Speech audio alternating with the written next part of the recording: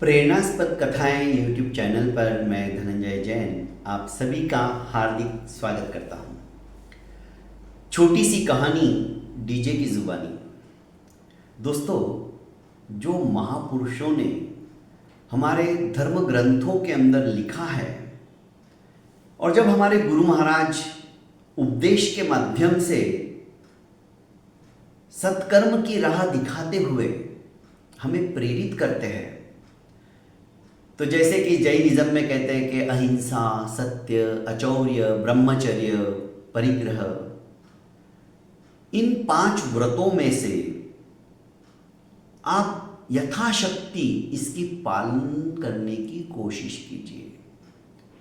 बनती कोशिश आप हिंसा मत कीजिए। किसी भी जीव को तकलीफ देना, पीड़ा पहुंचाना, वो भी हिंसा के अंतर्गत आता है।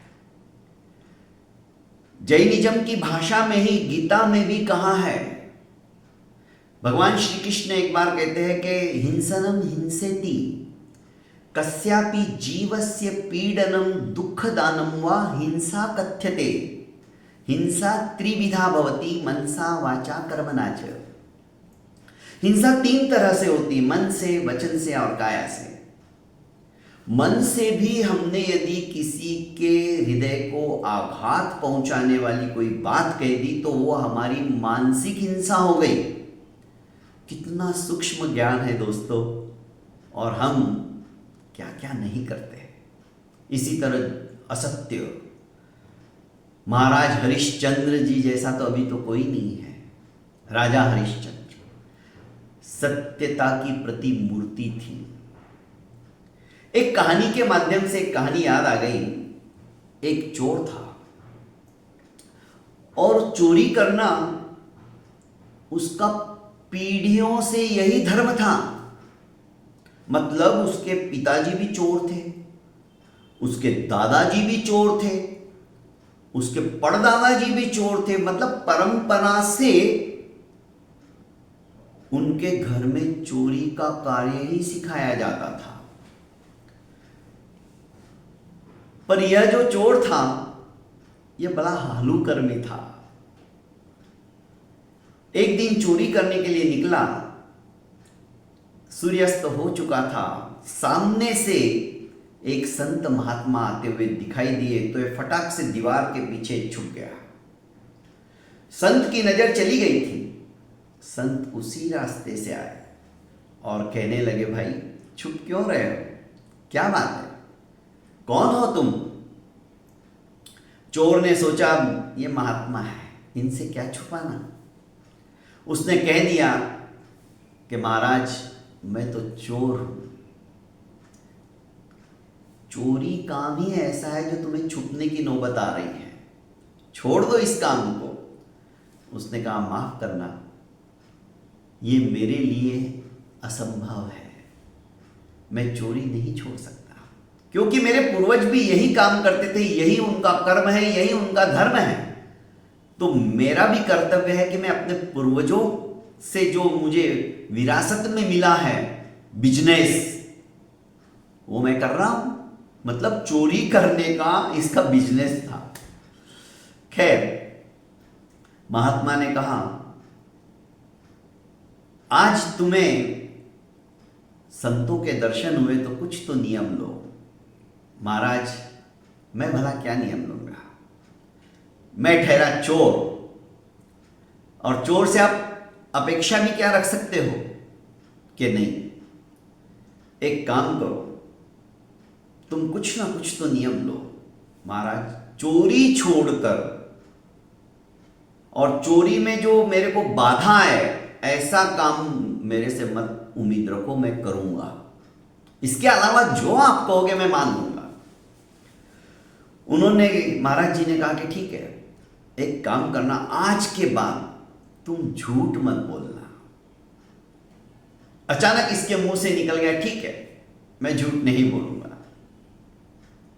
पर उनके जाने के पश्चात सोचने लगा, बाप रे ये तो बड़ा कठिन नियम है, पकड़ा गया तो मुझे तो बोलना ही पड़ेगा कि मैं चोर हूं। महाराज जी ने तो बुरी तरह फंसा दिया, पर अब क्या, वचन दे चुका हूं, देखते। राजा विक्रमादित्य अपनी नगरी में रात को वेश बदलकर परिभ्रमण करते थे प्रजा का सुख दुख जानने के लिए।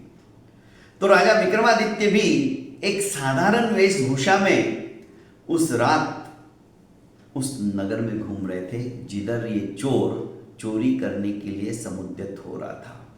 अचानक राजा विक्रमादित्य की नजर उसके ऊपर गई। वे नजदीक आए कि भाई कौन हो तुम, परदेसी हो क्या? उसने कहा नहीं, मैं इसी नगर का हूं। क्या काम करते हो? अब दुविधा में फंस गया, पर सोचा है ये तो साधारण सा व्यक्ति है, बोल देता हूं, देखते सच बोलने का क्या परिणाम होता है। उसने कहा कि भाई साहब मैं चोर हूं। राजा विक्रमादित्य को आश्चर्य हुआ और विश्वास नहीं हुआ कि भला चोर कभी भी अपने आप को चोर नहीं कहेगा। उसने कहा क्यों मजाक करते हो? क्या मजाक बनाने के लिए या करने के लिए आपको मैं ही मिला क्या? उसने कहा नहीं, मैं सचमुच में चोर हूं, पर मैं झूठ नहीं बोलता। राजा विक्रमादित्य को उसके इन शब्दों का उनके मन में गहरा असर हुआ कि चोर होते हुए भी झूठ नहीं बोल रहा है, जरूर देखना चाहिए। ये तो मजेदार किस्सा है आज का। उनकी जिंदगी के अंदर ऐसे कई तरह के छोटे मोटे ऐसे आख्यान घटित होते रहते थे। उन्होंने कहा कि भाई सच कहूं तो मैं भी चोर हूं, पर मैं बिल्कुल नया नया हूं, मुझे इस फील्ड के अंदर इतनी महारत हासिल नहीं हुई है। अच्छा हुआ तुम मिल गए, तुम्हारे साथ रह के मैं भी काम करूंगा। एक से दो भले, तुम जैसा कहोगे मैं वैसा करूंगा।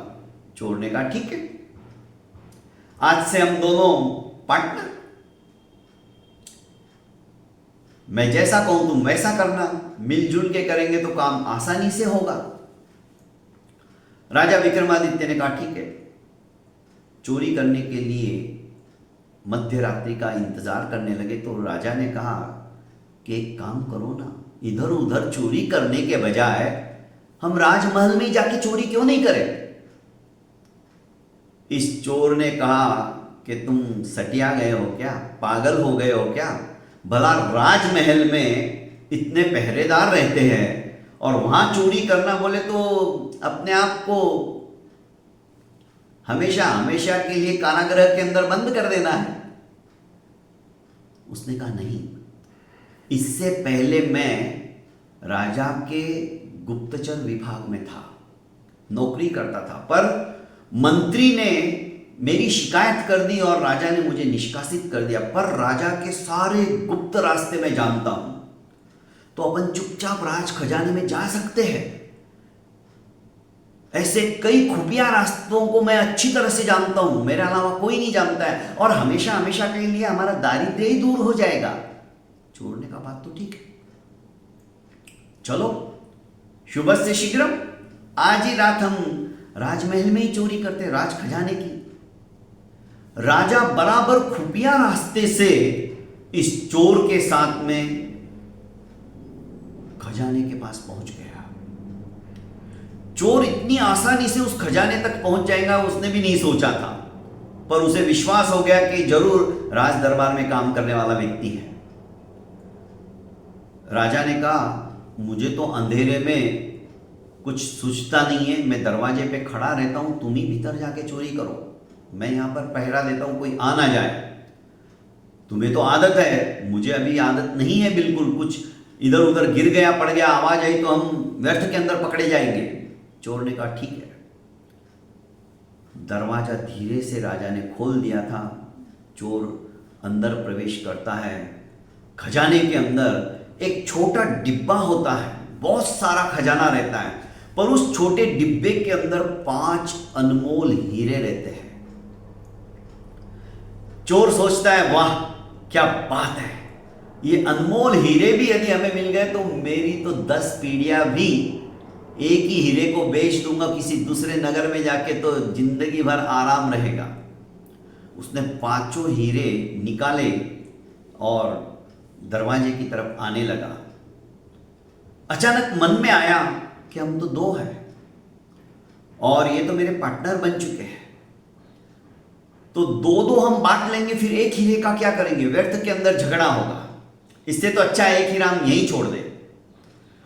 उस चोर ने वो हीरा वापस उस संदूक के अंदर रख दिया और बाहर आया और राजा के कान में फुसफुसाया कि देखो वहां पे 5 हीरे थे, पर मैंने 4 ही लिए ताकि हम आपस में दो दो बांट ले, नहीं तो एक के वजह से और झगड़ा होता, मनमुटा होता। और तुम बहुत अच्छे हो, तुम्हारी वजह से पहली चोरी ही मेरी जबरदस्त हुई।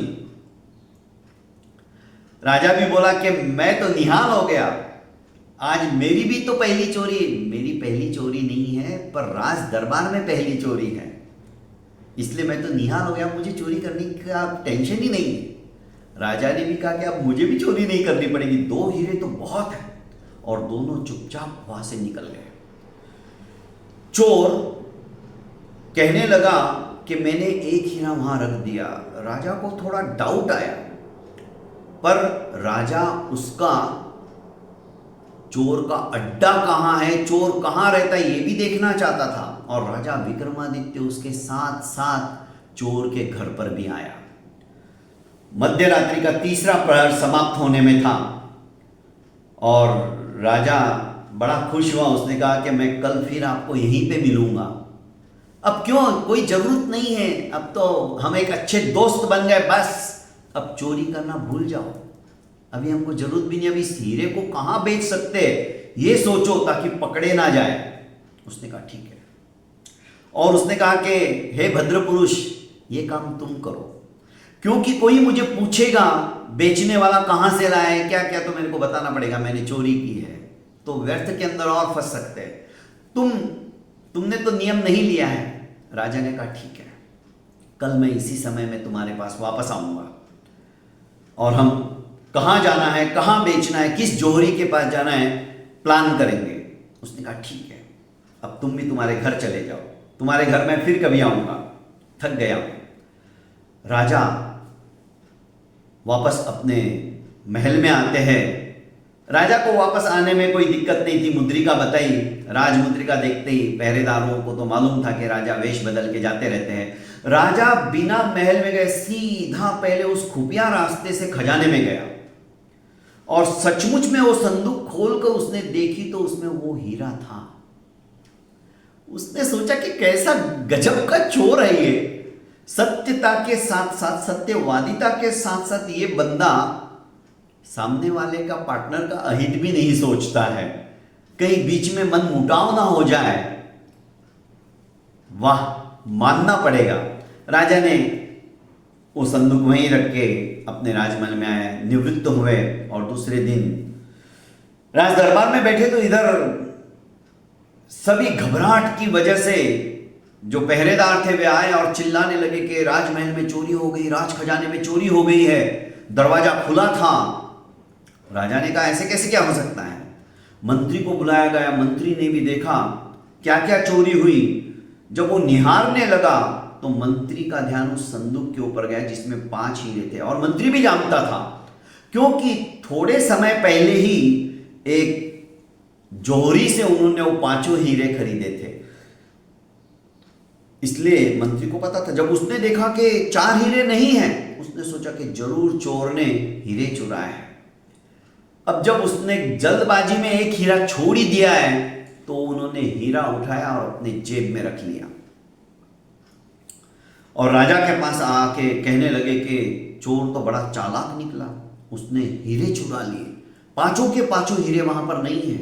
राजा को एकदम खटका, हीरे तो 4 ही चुराए और मैं तो सवेरे देख के आया एक हीरा वहां पे था, फिर मंत्री झूठ क्यों बोल रहा है। फिर भी राजा कुछ नहीं बोले कि चोर को तुरंत तलाश करो। चोर की तलाशी चारों तरफ की गई, चोर नहीं मिला। राजा ने कहा कि जाओ अमुक स्थान पर, वहां पे वो चोर रहता है, उसको पकड़ के लाओ। राजा ने उसका घर देखा हुआ रहता है, पकड़ के ले आते हैं। पर राजा इस समय अपनी राज वेशभूषा में था तो चोर भी नहीं पहचान पाया और अंधेरे में क्या पहचानता। चोर को राजा ने आदेश दिया, बताओ तुमने क्या क्या चोरी की है। चोर सकपका गया, मन ही मन डरने लगा कि देखो मैंने कहां से नियम ले लिया, कहां से वो महाराज मुझे मिल गए और मैंने उनको वचन दे दिया कि मैं हमेशा सत्य बोलूंगा। अब तो मैं गया काम से, पर कोई बात नहीं, जो होगा देखा जाएगा। मैंने भी सुना है कि सत्य बोलने वाले का कभी भी गलत नहीं होता है, पर यहां तो मुझे दिख रहा है अब तो फांसी की सजा राजा जरूर देगा, क्योंकि राजा क्रोधाभिभूत हो रहा है। उस चोर ने कहा कि महाराज मैं चोर जरूर हूं, पर मैं सत्य बोलता हूं, चोरी मैंने ही की है और मैंने सिर्फ 4 हीरे चुराए थे, 5 नहीं। इतना सुनना ही था कि मंत्री को क्रोध आ गया। उसने कहा कि तुम झूठ बोलते हो, वहां पर 5 हीरे तुमने चुराए हैं, क्योंकि 5 हीरे वहां नहीं है। चोर ने कहा नहीं, मैं चोर जरूर हूं पर झूठ कभी नहीं बोलूंगा, क्योंकि मेरा नियम है। सब हंसने लगे, ये कैसा नियम है, कैसा चोर है, भला चोरों के भी कोई नियम होते हैं क्या? तुम्हें कोड़े पड़ेंगे ना, तुम बराबर उगलने लग जाओगे। राजा ने कहा तुम क्या बात कर रहे हो, तुमने एक हीरा क्यों छोड़ा? कि राजन मैं सच कहता हूं, चोरी करने में मैं अकेला नहीं था, मेरा एक पार्टनर भी था। आज रात को मेरे यहां पर वापस आने वाला है और इस हीरे को हम लोग बाहर जाके बेचने वाले थे। उसके लिए 2 और मेरे लिए 2, 5 हीरे मैंने भी देखे थे, पर उस एक हीरे की वजह से हम दोनों के बीच में वैमनस्यता ना आ जाए, ये सोचकर मैंने वो एक हीरा वापस रखा था। मैं सच कहता हूं, मैं झूठ बिल्कुल नहीं बोल रहा हूं। ये देख लीजिए, ये दोनों हीरे मेरे पास है, मैं आपके सामने रखता हूं। वो दोनों हीरे चमचमा रहे थे। राजा ने देखा कि चोर तो सही कह रहा है। तुम्हारा वो पार्टनर कौन है? कि मैंने तो उसका घर नहीं देखा, पर उसने मुझे वचन दिया है कि आज रात वो जरूर मेरे को मिलने को आएगा और हम लोग प्लान बनाने वाले थे कि किस शहर में जाके हमें ये हीरा बेचना है, और वो हीरा भी वही बेचने वाले थे, 4 हीरे हमारे। मंत्री ने कहा महाराज इसको जल्दी से जल्दी काल कोठरी की सजा दीजिए, नहीं तो फांसी की सजा दीजिए, ये कुछ भी मनगढ़ंत कहानी बना रहा है।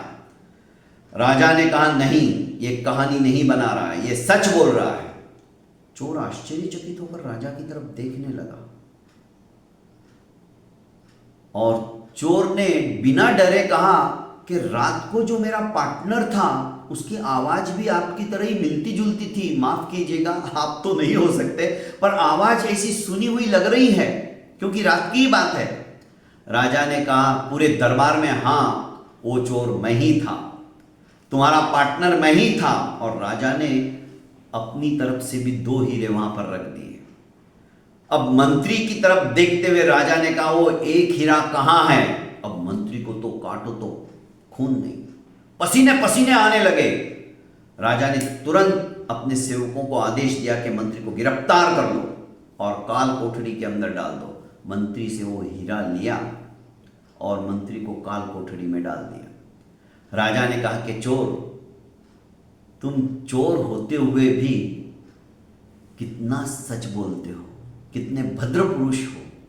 चोर ने कहा कि महाराज आपके मिलने के पहले ही एक सन्यासी महात्मा मिल गए और उन्होंने मुझे कहा कि तुम चोरी छोड़ दो। मैंने कहा मैं चोरी तो नहीं छोड़ सकता।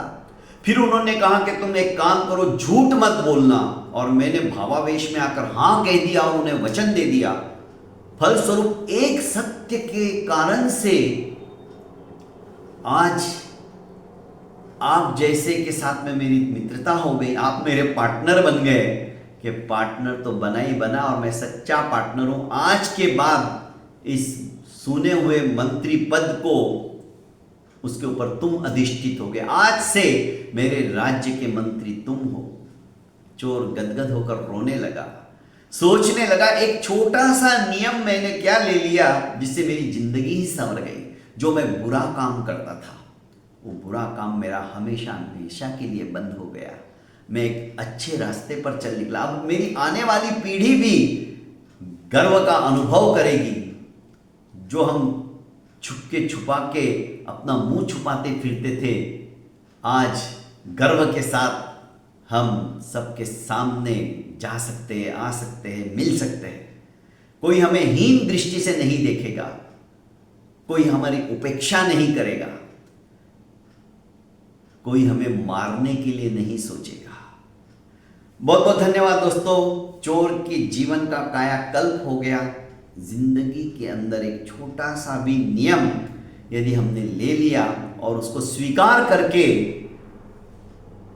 पारायणता के साथ परिपूर्ण रूप से पूरा किया, तो दोस्तों एक छोटा सा नियम भी हमारे जीवन की यात्रा को लक्ष्य तक पहुंचाने में कामयाब हो जाता है। बहुत बहुत धन्यवाद। प्रणाम।